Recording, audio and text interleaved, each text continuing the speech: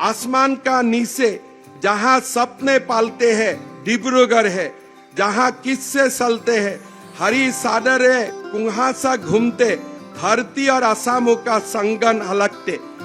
माने যিকোনো লিখিবৰ কাৰণে সময় নালাগে, গতিকে আপোনালোকে সেইখন অসমৰ বাবে নিজক প্ৰস্তুত কৰক। আমি আৰ্টিফিচিয়েল ইন্টেলিজেন্সেৰে পৰিচালিত চাট জিপিটিৰ দৰে এপবিলাকলৈকে যদি আমি চাওঁ, পৃথিৱীত ডাঙৰ ডাঙৰ গণিতজ্ঞই কৰিব নোৱাৰা অংক 2 ছেকেণ্ডৰ ভিতৰত চাট জিপিটিত কৰি দিব পাৰে। মই মোবাইলত এই মাত্ৰই লিখি দিব পাৰো, 1 মিনিট লাগিব এটা ডিব্ৰুগড়ক লৈ সুন্দৰ কবিতা এটা লিখাৰ বাবে।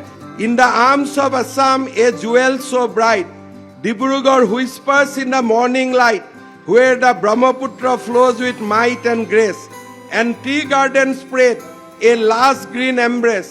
The air is fragrant, kissed by dew, with stories of labor both old and new.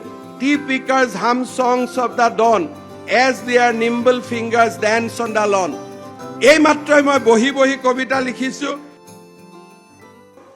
নতুন নতুন প্ৰযুক্তিৰে নিৰ্মিত এখন ভাৰত, এখন অসম, এখন পৃথিৱী।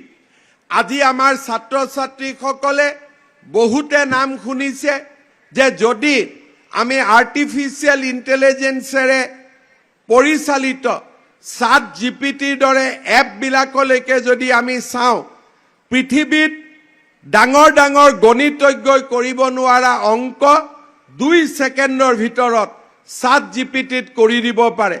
ডিব্ৰুগড়ক লৈ এটা সুন্দৰ কবিতা মই কম্পিউটাৰত মই মোবাইলত এই মাত্ৰই লিখি দিব পাৰো, 1 মিনিট লাগিব এটা ডিব্ৰুগড়ক লৈ সুন্দৰ কবিতা এটা লিখাৰ বাবে, সময় নালাগে। মই এই কম্পিউটাৰটো হাতত লৈ এতিয়া ডিব্ৰুগড়ৰ ওপৰত এটা কবিতা লিখিম। মই মাইকত কৈ আছো, কোৱাৰ মাজতে মই এটা ডিব্ৰুগড়ৰ ওপৰত ধুনীয়া মই এটা কবিতা লিখি দিম, a good poem on Dibrugarh. আপোনালোকে চাব যে 1 মিনিটতে ডিব্ৰুগড়ৰ ওপৰত এটা কবিতা নিৰ্মাণ হৈ যাব। তাক 2 মিনিট সময় নালাগে, খালি মোবাইলটোত কানেক্টিভিটি লাগে।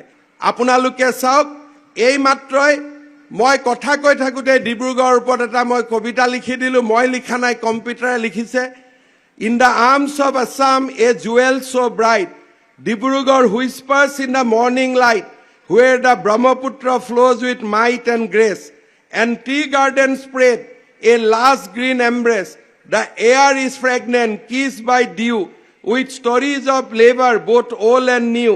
Tea pickers hum songs of the dawn, as their nimble fingers dance on the lawn.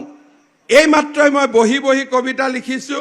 লগত মই আৰু এটা কথা মই লিখা নাই, এই আৰ্টিফিচিয়েল ইন্টেলিজেন্সে মই লিখিছো যে এনাডাৰ নিউ ওৱান। এইটো ভাল নালাগিলে আৰু এটা লিখি দিয়ক। এই নতুনটো এই মুহূৰ্ততে আহি যাব। আৰু এটা নতুন কবিতা আহি গ'ল। Beneath the sky where dreams unfold lies Dibrugarh, a story untold, crowned in green, kissed by mist, a land where earth and heaven coexist. The Brahmaputra, bold and vast, carries the whisper of a storied past. It waters sing of lives it blessed, of joy embarrassed and trials confess. কবিতাটো দৰকাৰে নাই, কবি দৰকাৰে নাই, কবি ইয়াতে ধুনীয়াকৈ উঠিব। আৰু মই যদি এতিয়া লিখো মেক ইট ইন আছামিজ, অসমীয়াত বনাই দিব। এইমাত্ৰ মই আকৌ হিন্দীতেও এটা কবিতাত লিখিলো, आसमान का नीचे जहां सपने पालते हैं डिब्रूगढ़ है, जहां किस्से चलते हैं हरी सादरे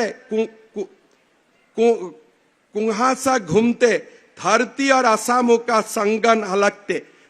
মানে যিকোনো লিখিবৰ কাৰণে সময় নালাগে, গতিকে আপোনালোকে সেইখন অসমৰ বাবে নিজক প্ৰস্তুত কৰক।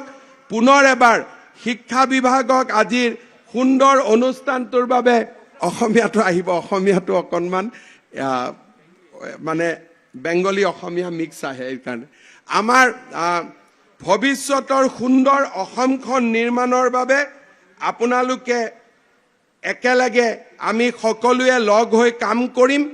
সেই দিশেৰে আমি আগুৱাই যাবৰ বাবে প্ৰচেষ্টা কৰিম।